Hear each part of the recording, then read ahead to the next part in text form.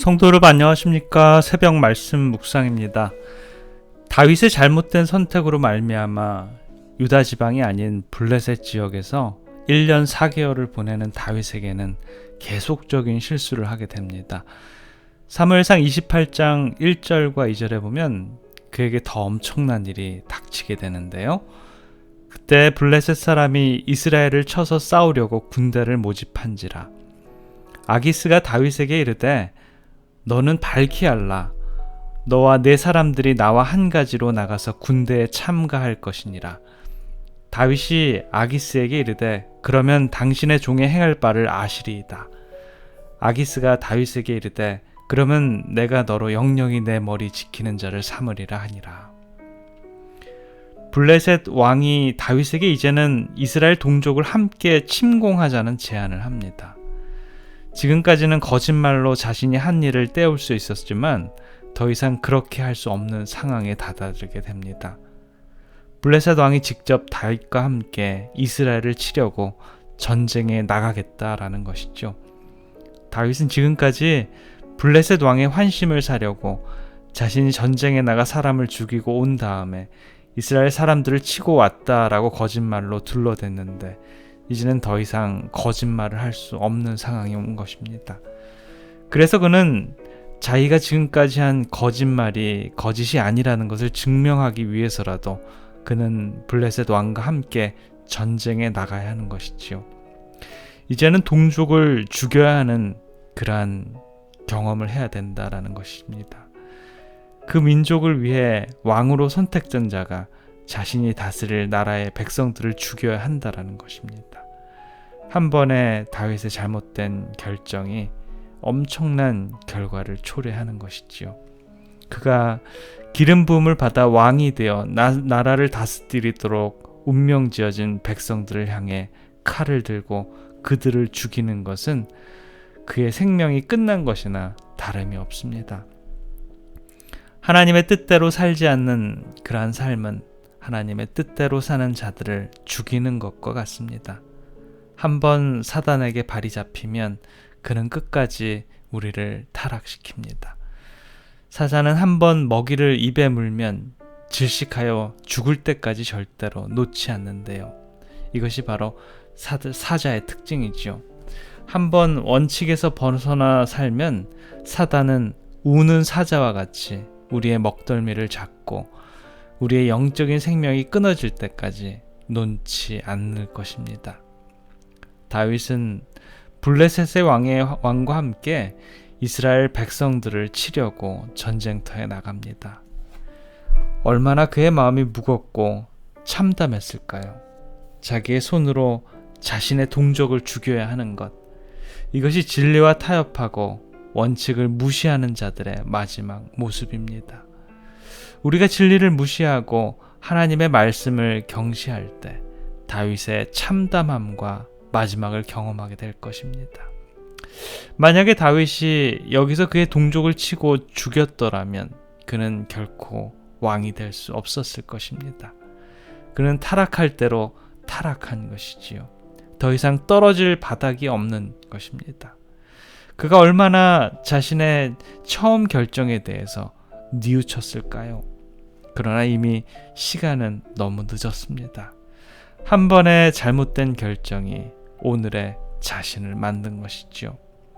하나님께서 개입하시지 않으면 그는 더 이상 이스라엘의 왕이 될 수 없었습니다. 그래서 우리는 사무엘상 29장에 하나님께서 다윗의 생애를 정상으로 돌려놓기 위해서 개입하시는 것을 볼 수 있습니다.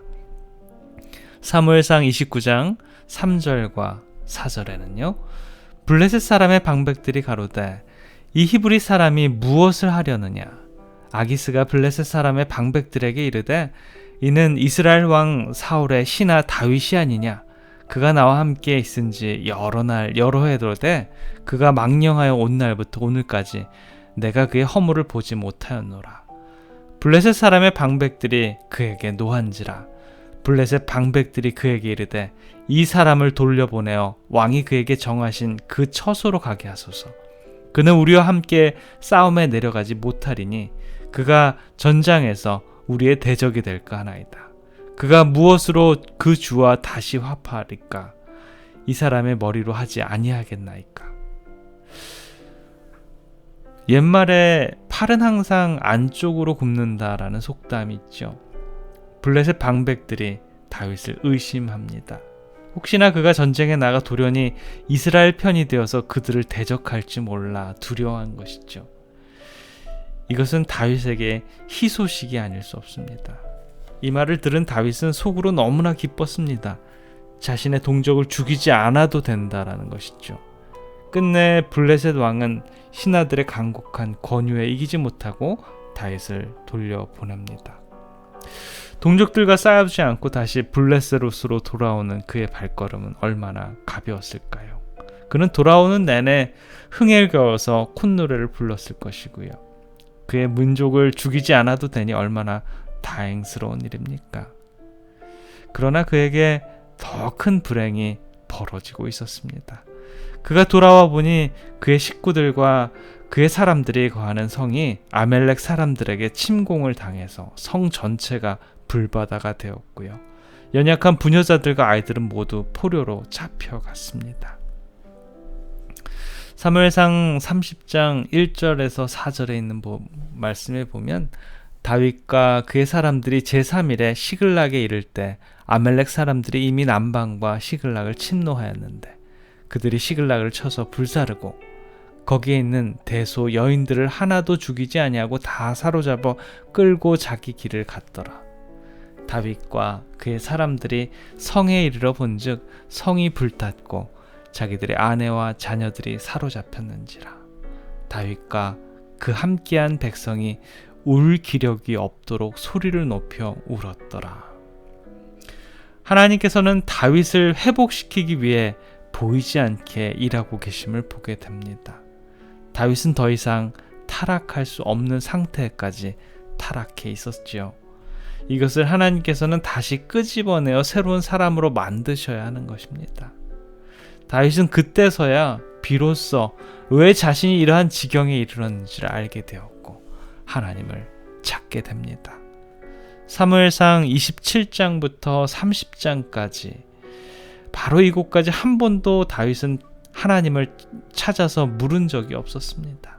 그러나 이제는 30장에 와서 그는 마침내 하나님을 찾습니다. 사무엘상 30장 6절부터 8절입니다. 백성이 각기 자녀들을 위하여 마음이 슬퍼서 다윗을 돌로 치자 하니 다윗이 크게 궁급하였으나 그 하나님 여호와를 힘입고 용기를 얻었더라. 다윗이 아히멜렉의 아들 제사장 아비아달에게 이르되 청컨대 에봇을 내게로 가져오라. 아비아달이 에봇을 다윗에게로 가져오매 다윗이 여호와께 묻자와 가로되 내가 이 군대를 쫓아가면 미치겠나이까. 여호와께서 대답하시되 쫓아가라. 내가 반드시 미치고 정령토로 찾으리라. 지난 1년 4개월 동안 다윗은 한 번도 하나님을 찾지 않았습니다. 그리고 하나님께 한 번도 묻지 않았습니다. 그래서 그는 타락의 타락을 경험했고 수많은 사람을 죽였고 거짓말을 했고 심지어는 동족을 쳐서 죽여야 하는 지경까지 이르게 되었습니다. 그리고 현재 자녀들과 부인들이 모두 아멜렉 족속에게 붙잡혀 간 상황이죠. 그는 즉시 지금까지 무엇이 잘못되었는지를 알아차리게 되었습니다. 그는 제사장을 불렀고 하나님께 다시 묻습니다. 그가 다시 하나님께로 돌아왔을 때 그는 느끼게 됩니다. 그는 잘못된 결정이 엄청난 세월과 큰 손실을 일으켰다라는 것을 알게 됐죠. 탕자가 아버지의 재산을 다 탕진하고 돼지우리에서 정신이 나서 아버지께로 돌아왔듯이 다윗도 1년 4개월 만에 먼 나라에서 하나님과 상관없이 살다가 다시 하나님 앞으로 돌아옵니다. 저와 여러분들 역시 우리도 역시 다윗처럼 하나님을 의심하고 하나님을 멀리하며 하나님께 묻지 않는 타락한 삶을 살고 있습니까? 비록 우리가 타락하고 하나님을 멀리 저버리고 도망한다 할지라도 우리 하나님은 우리를 결코 버리시지 않을 것입니다. 우리 하나님은 우리가 아무리 타락하고 하나님을 배반하고 하나님의 백성들을 향해서 칼을 든다 할지라도 절대로 우리를 버리지 않으시는 분임을 우리는 다윗의 생애를 통해서 우리를 알게 해주는 것이지요. 항상 기회를 주시고 돌아오기를 갈망하는 분이 바로 우리 하나님이십니다. 오늘도 우리 하나님의 품에 안기어 절대로 하나님의 떠날 생각을 잊어버리시기 바랍니다. 비록 우리의 마음이 떠나 있더라도 다시 돌아오시는 저와 여러분들의 삶이 되시길 간절히 기원합니다. 기도하겠습니다. 사랑의 아버지 하나님, 저희들 주님께 잘 묻지도 않았고 주님을 찾지도 않았음을 고백합니다. 심지어 주의 백성들의 마음에 상처를 주고 마음으로 그들을 죽이기까지 했습니다. 주님, 저희들의 죄를 용서해 주시고 비록 저희들 주님을 떠나 있더라도 다시 돌아올 때마다 저희들을 맞아 주시옵소서. 오늘도 저희들과 함께 해주시고 우리 주님의 품에 안겨 하늘을 맛보는 귀한 하루의 삶이 되도록 주님 인도해 주시옵소서. 사랑해 우리 구주 예수 그리스도의 이름으로 간절히 기도드립니다. 아멘.